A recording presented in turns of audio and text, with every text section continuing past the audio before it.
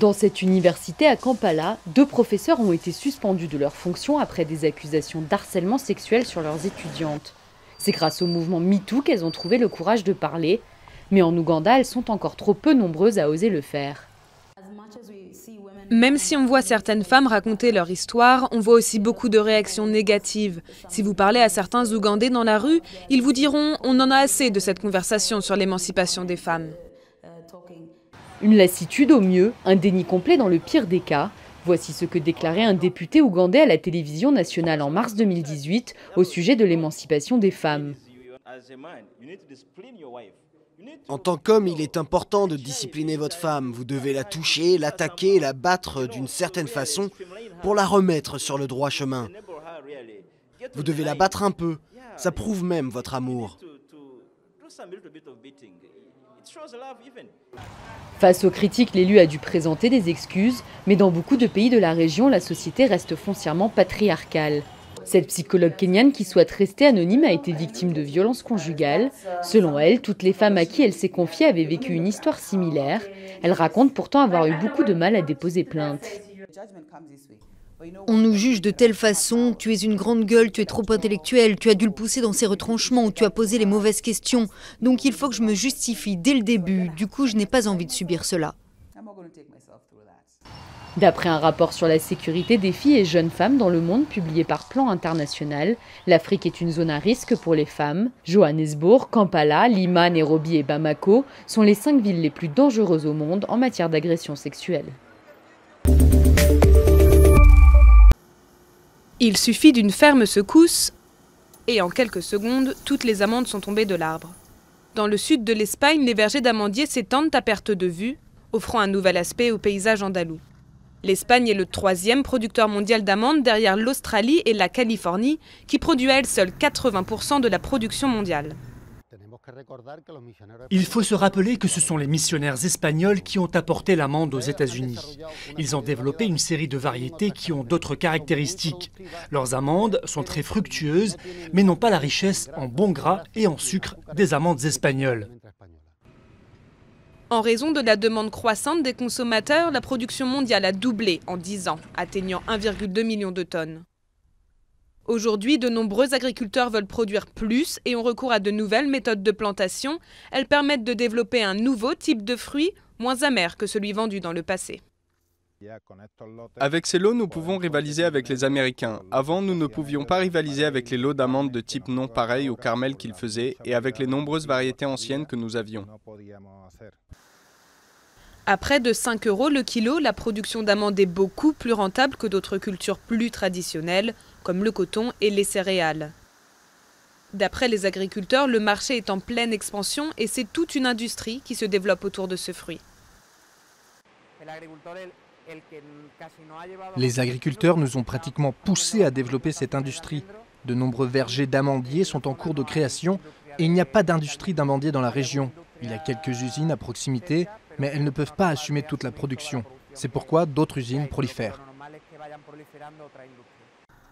Malgré les restrictions d'eau imposées aux agriculteurs, et notamment dans le sud qui souffre de la sécheresse, l'Espagne espère récolter plus de 60 000 tonnes d'amandes cette saison.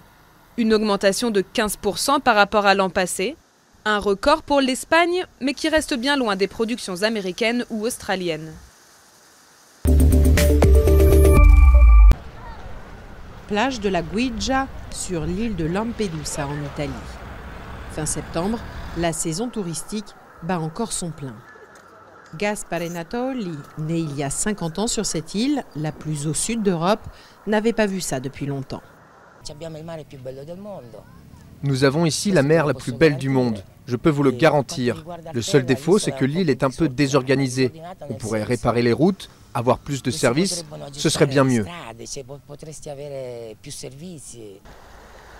Depuis les années 90, l'île a vu passer des dizaines de milliers de migrants en quête d'une vie meilleure en Europe, mais la traversée est très risquée.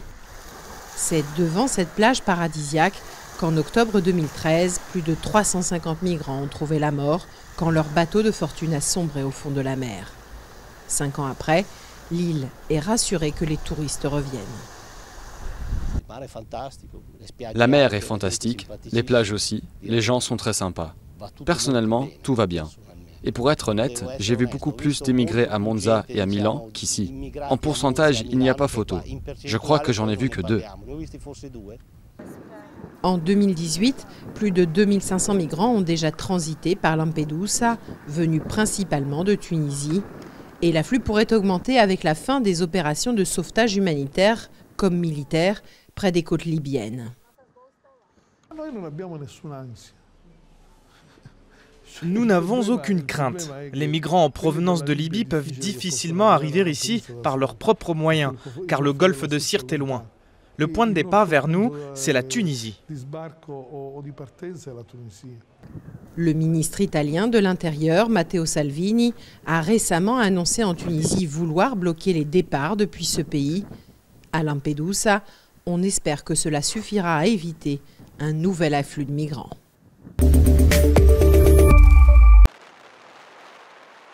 Voitures et chars calcinés, ponts écroulés et bâtiments effondrés. C'est le paysage auquel ont droit les voyageurs de ce train qui file à travers l'ouest désertique irakien, reliant de nouveau la capitale Bagdad à la ville de Falloujah. Le trajet porte encore les traces des durs combats pour chasser le groupe État islamique et des mines plantées par les djihadistes. La ligne entre Falloujah et Bagdad a été partiellement détruite. Elle était endommagée au niveau de 45 endroits par des destructions et des mortiers. Nous avons reçu des instructions pour réparer la ligne. Les gens étaient surpris lorsqu'ils nous ont vus reprendre le travail. Le train va jusqu'à 100 km/h, pas plus, pour ne pas éprouver la solidité des rails, réparés grâce au dévouement des employés de la ligne. Pour les passagers, c'est un lien vital avec la capitale et l'unique alternative aux routes poussiéreuses et embouteillées. C'est tellement plus facile avec le train. À présent, c'est agréable de faire le voyage entre Bagdad et Falloujah.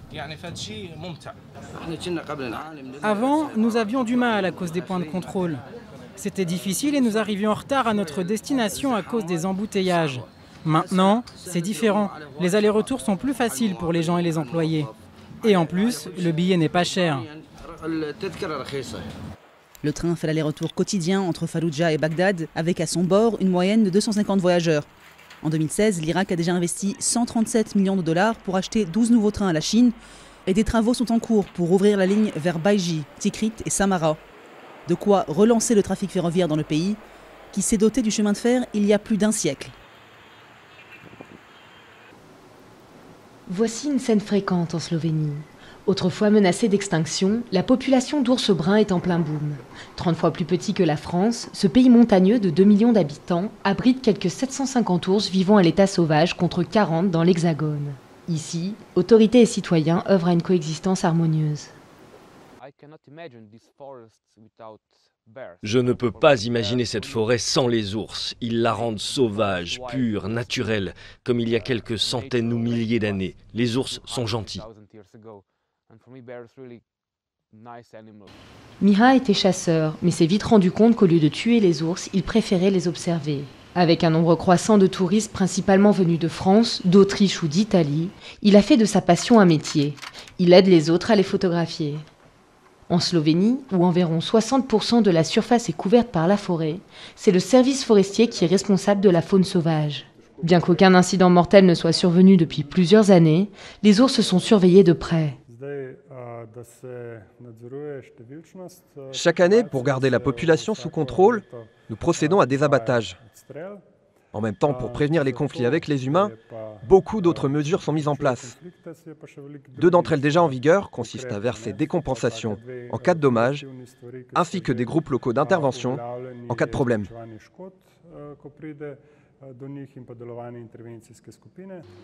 Autre mesure préventive, éliminer toute source de nourriture qui pourrait attirer les ours à proximité de l'homme. À Banja Luka, une 50aine de kilomètres de là, des conteneurs protègent les poubelles. Les conteneurs sont utiles. Utiles parce que les ours ne peuvent pas les ouvrir. Ils ne peuvent pas les retourner sur les côtés ni les fouiller pour y trouver de la nourriture. Cette année, les autorités slovènes proposent l'abattage de quelques 200 ours. Ce chiffre sera débattu publiquement jusqu'à la fin du mois, avant que le quota ne soit officiellement fixé.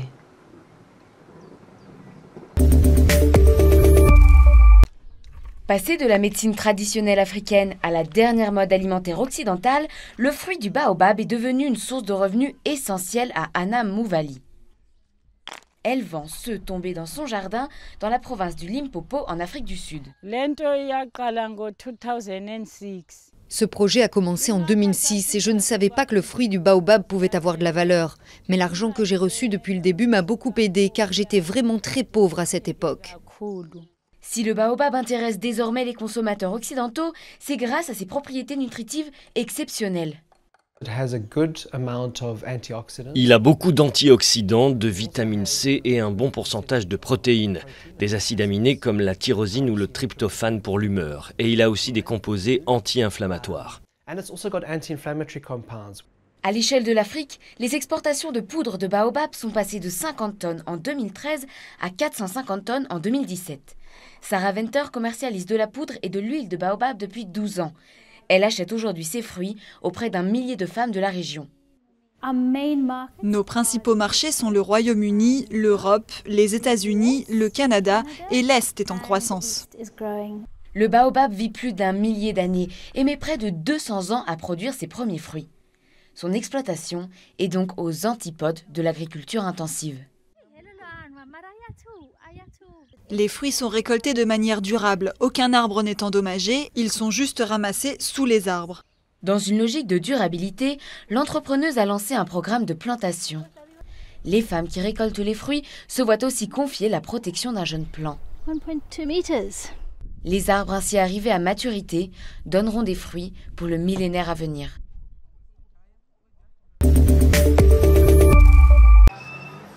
Dans cette bouteille, des cailloux. Après ses travaux de nettoyage du quartier, André, 80 ans, s'adonne à une vieille passion, le jeu du fanourne. Des cailloux et une aire de jeu tracée à la main, il n'en faut pas plus pour ce jeu de stratégie malgache, vieux d'au moins 7 siècles et encore très populaire dans les rues de la capitale. Oui, c'est moi qui ai tracé ça. Je ne peux plus faire d'efforts physiques, mais je peux faire travailler ma tête avec le jeu du fanourne. L'objectif, manger les 22 pions de l'adversaire le premier. L'une des particularités du jeu, le vaincu peut ressusciter lors d'une deuxième manche, une partie spéciale où le vainqueur doit se laisser faire. Il ne peut commencer à riposter qu'avec ses 5 derniers pions. Un bon exercice pour forger son mental. Le fanourne t'apprend à anticiper, à persévérer. Ça te donne de la force pour affronter la vie. Ça te rend courageux.